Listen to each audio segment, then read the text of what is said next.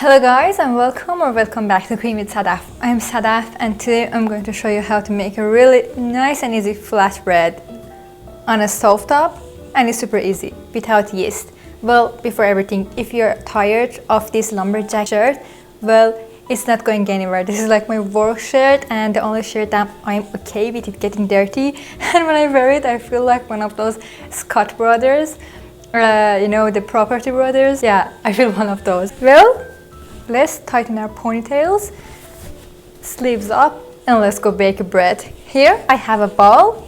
To it I am adding 1 cup of flour. Wow, that was close. I'm adding 1 cup of flour and a little bit of salt. I always use my table salt. It's just here and it's easier. And mix them well. And I have half a cup of water, but don't add all of it, add about half of it, and just some oil. I am using some spray oil, but half a teaspoon or teaspoon is enough. Then mix it well and see how much water you need. Try to add water little by little. Try. Oh my god, I can't talk anymore. I've been recording since 7 a.m. and it's now 3 o'clock, so I have lost the power of talking by now. Add your water little by little and see how much is enough, instead of just adding all of the water and then adding more flour just to fix it. And that's a dangerous game. You will have endless flour. I've been down to that path. I just added more flour, more water, more flour, and it was huge.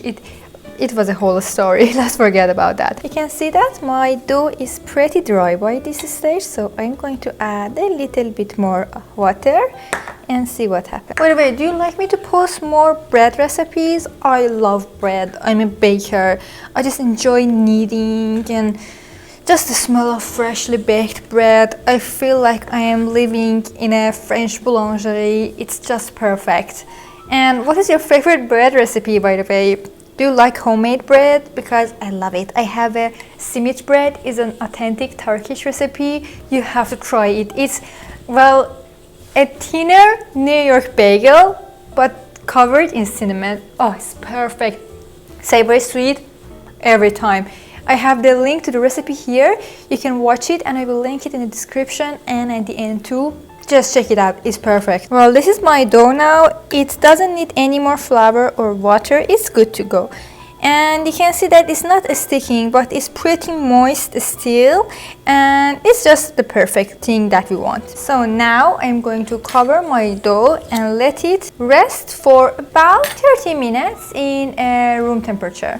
And on top of that, and I'm going to cover it with a damp tea towel. I know this recipe doesn't have any yeast, but it needs the gluten to develop a little. I know there is yeast in the air, so keep it in a warm place for about 30 minutes and then we will check back on it. Well, our dough has been rested in the room temperature, some warm place with a damp towel on top of it for about 40 minutes now. And I'm warming up my skillet. Dust the surface with some flour. And it's a little sticky, don't worry, and do not add too much flour. And just a little kneading, not too much, just enough that it's getting together. Well, when your dough is not sticking anymore, grab a fork and cut it into equal pieces and then just flatten them using your roller.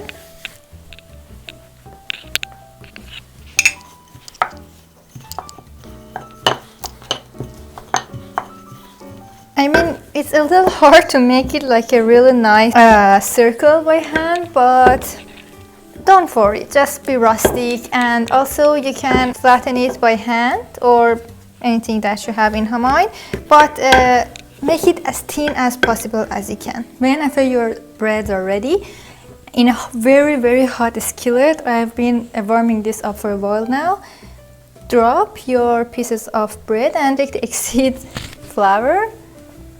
You don't need any oil, just a tongue and your hot non-stick skillet is enough. You will see that it's starting to bake and it will kind of bubble. After you start to kind of bubbling, you can turn it around You can see it's getting nice and golden around here. And when it's soft and bendy and it has been kind of brown on some parts, it's ready. You can shake the excess flour and then just grab it and put it here. Don't forget to cover each bread with a damp towel so it won't dry down. Well, here are our flatbreads. They are just fresh.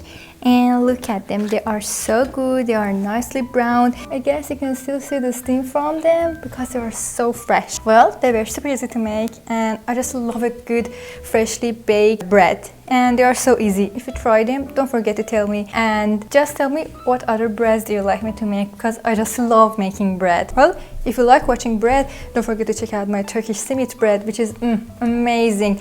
One of the best breads that I've made. It's kind of a thin New York bagel. Well, if you watched until here, don't forget to smash the like button and hit the subscribe button too so that this video will reach more people and also we can make the family bigger. I hope you enjoyed it. If you have any comments, just let me know. And before you go, don't forget to check out the Turkish simit bread recipe here. And I will see you later in the next video.